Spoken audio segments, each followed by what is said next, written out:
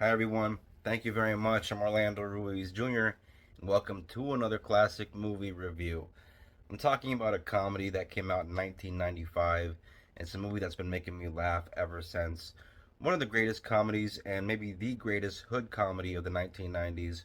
I'm talking about F. Gary Gray's Friday. The first time I saw this movie, I knew I would watch this movie from now on till the end of time. It's one of those movies that makes you laugh every single time you revisit this movie. It's one of the most quotable movies ever made. It has so many lines that you don't forget, memorable characters, insanely funny moments, and a hilarious cast. You have Ice Cube, who also co-wrote the film with his collaborator DJ Pooh, who also has a small part in the film as the character of Red. Chris Tucker in a star-making role. After this, he would go on to appear in Rush Hour and Money Talks, Jackie Brown, The Fifth Element. This comedy also has actress Regina King in the role of Dana. Prior to this, she appeared in director John Singleton's first two films, 1991's Boys in the Hood, which also features Ice Cube, and 1993's Poetic Justice. So she was just getting started around this time. A year later, she would appear in Jerry Maguire. You also have the late great Bernie Mac, who around this time was appearing and killing it on Def Comedy Jam, which was a great showcase for stand-up comedians around this time.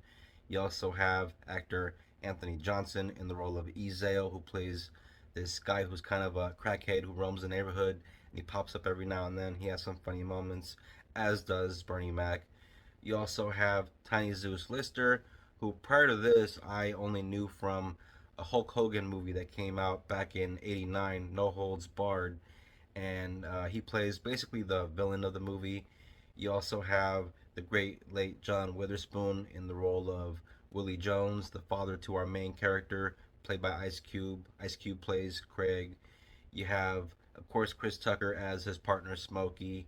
And, it goes on and on. So many funny people in this movie. Tony Cox, little person who also appears in Bad Santa and um, Myself, and Irene, I believe. You also got actress Nia Long in the role of Debbie, the love interest. You have the director of the film, F. Gary Gray, making a small cameo as a guy that's mopping up a little convenience store. LaWanda Page, she played Aunt Esther in the classic sitcom from the 70s, Sanford and Son.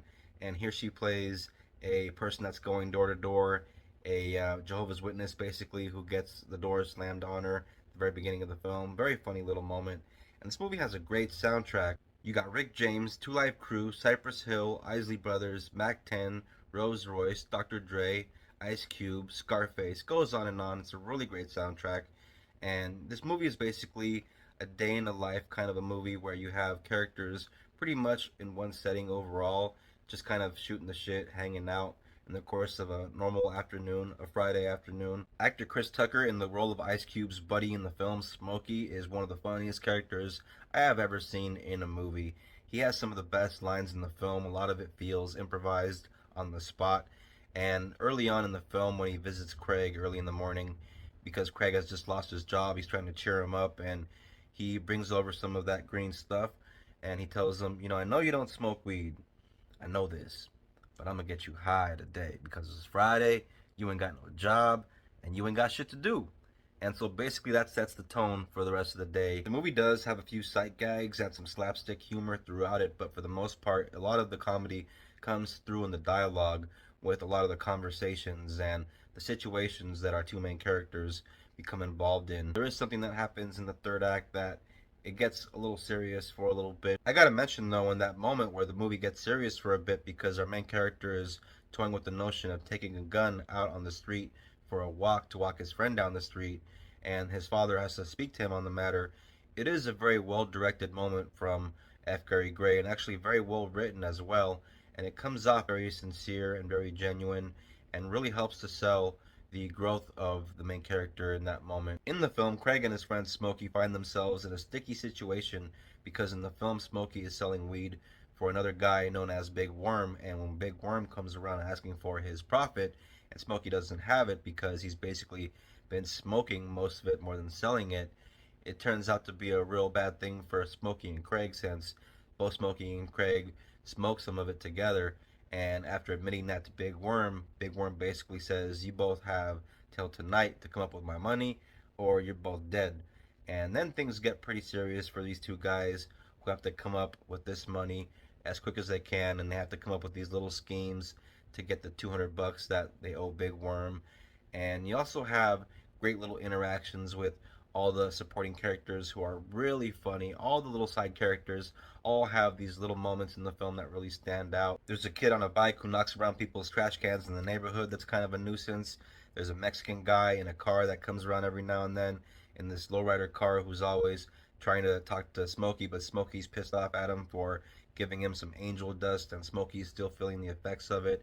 And every now and then you see him twitching. The scenes featuring the character of Willie, Craig's dad, played by the late actor John Witherspoon, are comedic gold all throughout this movie, especially the scene where he's in the bathroom and he wants to talk to his son and he won't let him leave the bathroom. He's on the toilet, and the entire time he's talking to Craig, you just hear that sound effect of something hitting the water. I gotta say, overall, my favorite scene in this movie is a flashback scene that is shot in black and white, and you basically have some characters shooting dice, and there's a character that comes around, the character of Red, who is asking Tiny Zeus Lister's character Debo for his bike back, and doesn't turn out very well for Red. Back in the 1990s and early 2000s, there were quite a few rappers slash musicians that were getting into acting. You had Ice-T, DMX, LL Cool J, you had Nelly, Ja Rule, Master P, even Eminem gave it a try. Of course, you got to mention Will Smith and Marky Mark himself, Mark Wahlberg, and of course Ice Cube, who I always thought was one of the better actors from this generation. And I always thought Tupac Shakur as an actor was always very underrated as well. The 1990s was a great decade for comedies, especially raunchy comedies and hood comedies, movies like CB4 and the House Party movies and White Men Can't Jump and Half Baked and Don't Be a Menace to Society while drinking your juice in the hood. You also got Joanna Man. You also have Pootie Tang. Goes on and on. There were so many classics came out of that decade, but the favorite, the best of the bunch, in my opinion, I think still is and still remains 1995's Friday from director F. Gary Gray. It is one of the funniest movies of the decade, and to me, one of the funniest movies of all time. It's a movie that I revisit constantly, and if you like to puff the magic dragon every once in a while, it's a great movie to do so while you're watching it.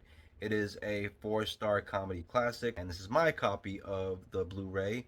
This is the director's cut, and it's pretty funny, though. You know, I can always watch the theatrical version and still enjoy it, but both versions are pretty funny. The director's cut just has a couple little extra things in there, but either way, always great for a laugh. 1995's Friday. Thank you all very much for watching this classic movie review. I always appreciate you spending a little time with me. If you're into this kind of thing, if you're into the classics, hit the bell, become a subscriber. Please don't forget to comment, share, like. It always helps out the channel a little bit.